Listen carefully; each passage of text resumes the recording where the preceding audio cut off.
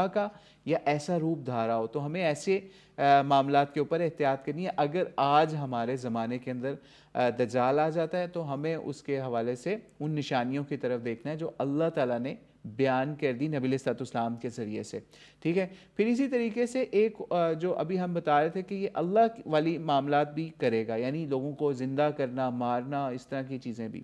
جیسے صحیح بخاری کے اندر 1882 نمبر روایت کے اندر بھی آتا ہے کہ دجال کے حوالے سے نبی علیہ السلام نے ایک مرتبہ بیان فرمایا، تو نبی علیہ السلام نے پھر یہ بھی فرمایا کہ یہ مدینے کے اندر داخل نہیں ہوگا، اس میں داخلہ حرام ہوگا، لیکن جب یہ نکلے گا اس وقت کا بتایا، لیکن مدینے کا ایک نیک شخص جو ہوگا نا وہ نکل کے اس کی طرف جائے گا، سمجھ لیں بزرگ لوگوں میں سے ہوگا۔ تو نبی علیہ السلام نے فرمایا اس کا مفہوم ہے کہ وہ مدینے کے نیک لوگوں میں سے یا بزرگوں میں سے ایک شخص جائے گا دجال کی طرف، جو کہ سمجھ لیں مدینے سے باہر کہیں پہ اس نے اپنا کیمپ لگایا ہوگا یا کوئی ایریا کے اندر ہوگا، تو وہاں پہ جائے گا اور وہ شخص کہے گا کہ میں گواہی دیتا ہوں کہ وہی دجال ہے، جس کے یعنی اس کو کہے گا دجال کو کہ تو وہی ہے جس کے بارے میں ہمیں نبی علیہ السلام نے خبر دی تھی۔ تو دجال اس کو آگے سے قتل کرے گا اور پھر زندہ بھی کرے گا، ٹھیک ہے۔ یعنی جب دجال اس کو قتل کرے گا اور لوگ اس کے جو حواری ہوں گے یا جاننے والے ان کو شو کرے گا کہ دیکھو میں اس کو قتل کر رہا ہوں، مار رہا ہوں، اور پھر میں اب اس کو زندہ بھی کروں گا، تو دجال اس شخص کو قتل کرے گا، پھر لوگوں کو امپریس کرنے کے لیے، اپنی مسیحیت ظاہر کرنے کے لیے کہ جس طرح حضرت عیسیٰ علیہ السلام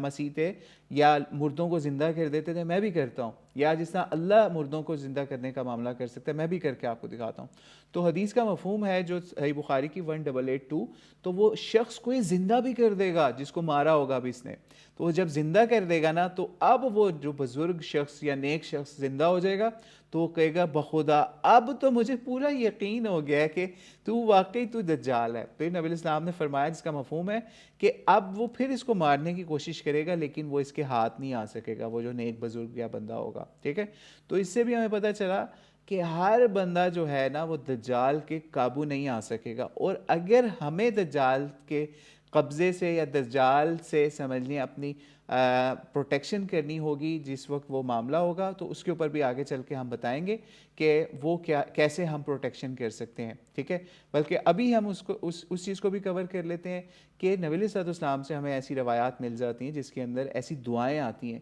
جس کو نبی علیہ السلام نے لوگوں کو سمجھایا یا بتایا کہ آپ نے یہ دعائیں پڑھنی ہے نماز کے اندر یا اور جگہوں کے اوپر، تاکہ دجال کے فتنے سے نہ آپ محفوظ رہ سکیں۔ جیسے صحیح بخاری کے اندر ہی 832 نمبر روایت ہے، اور بہت سے محدثین نے اس طرح کی روایتیں پیش کی ہیں مسلمان امت کے لیے کہ جناب آپ علیہ السلام یا نبی علیہ السلام سے بخاری 832 کے مطابق اپنی ہر نماز کے اندر جو ہے یا نماز کے اندر ایک خاص دعا بھی مانگا کرتے تھے۔ وہ کیا دعا تھی جو دجالی فتنوں کے حوالے سے تھی؟ وہ کیا تھی؟ اللہم انی اعوذ بک من عذاب القبر، کہ اے اللہ قبر کے عذاب سے میں آپ کی پناہ مانگتا ہوں، واعوذ بک من فتنۃ المسیح الدجال، اور میں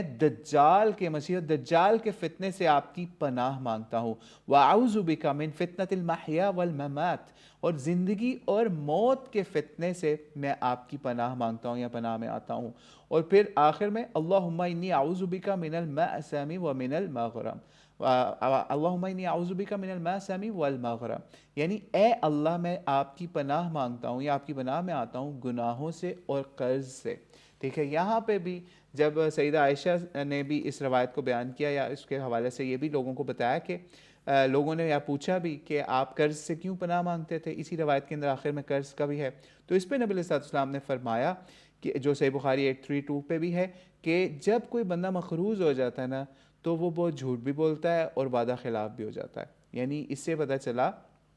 کہ قرض جو ہے نا وہ کوئی اتنی بھی پسندیدہ چیز نہیں ہے۔ اس سے نبی علیہ السلام نے بھی پناہ مانگی ہے، اور ان 4 فتنوں سے سمجھ لیجیے، جیسے ابو داؤد میں بھی 983 پہ بھی روایت آتی ہے کہ نبی علیہ السلام جو ہے نا فرمایا کرتے تھے کہ جب بھی تم میں سے کوئی بندہ اذا فرغ احدکم من تشہد، یعنی اگر جو بندہ بھی تشہد کے اندر بیٹھا ہو یا نماز میں ہو تو وہ 4 فتنوں سے لازمی اللہ کی پناہ مانگا کرے، عذاب جہنم سے، عذاب قبر سے، زندگی موت کے فتنے سے، اور مسیح الدجال کے شر سے۔ تو اس لیے جو ہم نے پہلے دعا بتائی آپ کو، وہ لازمی آپ یاد بھی کریں اپنی نمازوں کے اندر بھی، جب آپ اتحیات پڑھنے کے بعد، درود شریف پڑھنے کے بعد جب دعائیں پڑھتے ہیں تو اس کے اندر اپنی اس دعا کو شامل بھی کریں. اور بہت سے صحابہ بھی اس دعا کا اہتمام بھی کرتے تھے جو ہم نے پہلے بیان کر دی. اللہم انی اعوذ بک من عذاب القبر،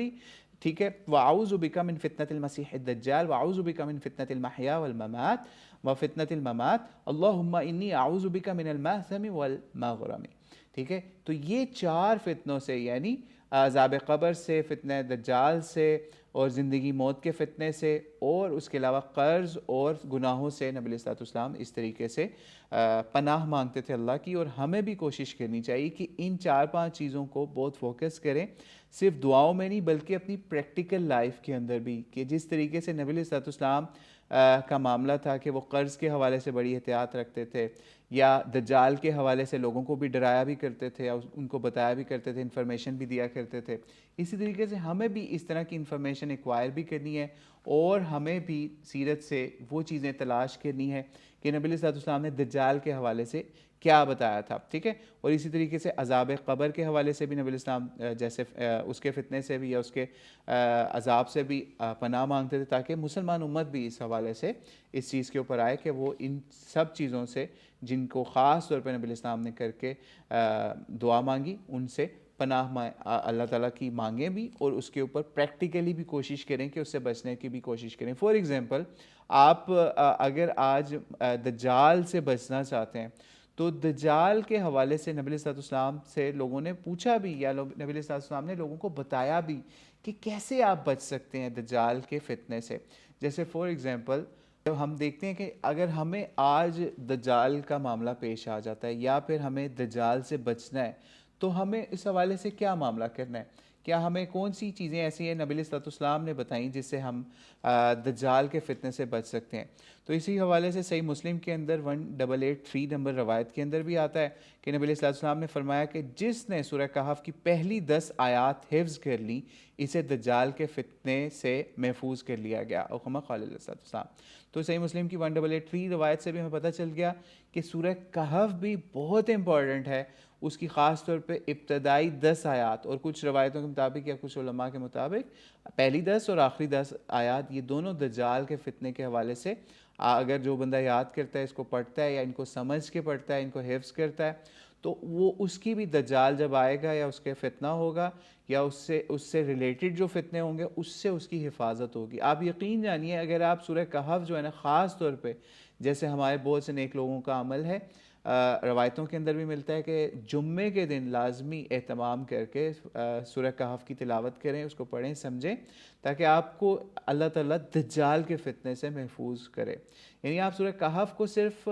حفظ نہیں کرنا، بلکہ حفظ کرنے کے ساتھ ساتھ یا اس کی ابتدائی 10 آیات پڑھنے کے ساتھ ساتھ آپ سورہ کہف کے اندر مین جو مرکزی اس کا معاملہ ہے، یا کیا معاملہ تھا کہ کس طرح سے نوجوان اٹھے اور کس طریقے سے انہوں نے وقت کے سسٹم کو للکارا اور اس سسٹم سے باہر نکلنے کی کوشش کی. ٹھیک ہے، تو وہ چیزیں بھی لرن کریں کہ آج بھی ہمیں اگر ہمارے سامنے کوئی دجالی سسٹم ہے، کوئی ایسی چیزیں ہیں جو دین کے خلاف ہمیں کام کرنے کی دعوت دے رہی ہیں، یا ہماری تربیت دین کے خلاف کر رہی ہیں، دین کے مزاج کے خلاف کر رہی ہیں، تو ہمیں بھی اصحاب کہف کے نوجوانوں کی طرح یا ان لوگوں کی طرح ہمیں بھی اس سسٹم سے نکلنے کی یا اس سے بغاوت کرنے کی یا اس سے پیرالل اپنا دین کا سسٹم کھڑا کرنے کی ضرورت ہے، جیسے نبی علیہ السلام نے لوگوں کو کر کے دکھایا. وہ اسی صورت میں ہوگا جب ہم نبی علیہ السلام کی سیرت اور سنت کو سمجھیں گے، پڑھیں گے اور اس کو اپنی لائف میں امپلیمنٹ کریں گے. تو پھر ایک وقت آئے گا انشاءاللہ تعالیٰ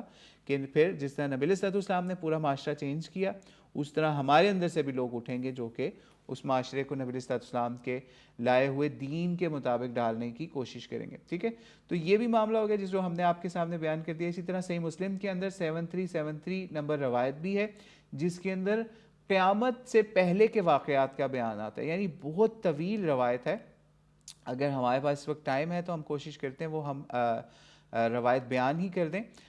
اس میں یہ آتا ہے کہ صحیح مسلم کی 7373 نمبر روایت ہے کہ نبی علیہ السلام ایک مرتبہ سمجھ لیں کہ لوگوں کو بتا رہے تھے کہ دجال کے حوالے سے یا اور چیزوں کے حوالے سے نا سمجھا رہے تھے، بتا رہے تھے. تو اس کے اندر ہی سمجھ لیجئے پھر یہ اس کا بھی بیان آیا کہ دجال کو جو شخص پائے نا تو سورہ کہف کی ابتدائی آیات پڑھے گا یا شروع کی آیات پڑھے گا تو اللہ تعالیٰ اس کو اس سے بھی اس کی حفاظت فرما رہیں گے. او کما قال علیہ الصلوۃ والسلام. یعنی صحیح مسلم کی سمجھ لیجیے ہم نے 7373 نمبر روایت کی طرف کے حوالے سے آپ کو بیان کیا.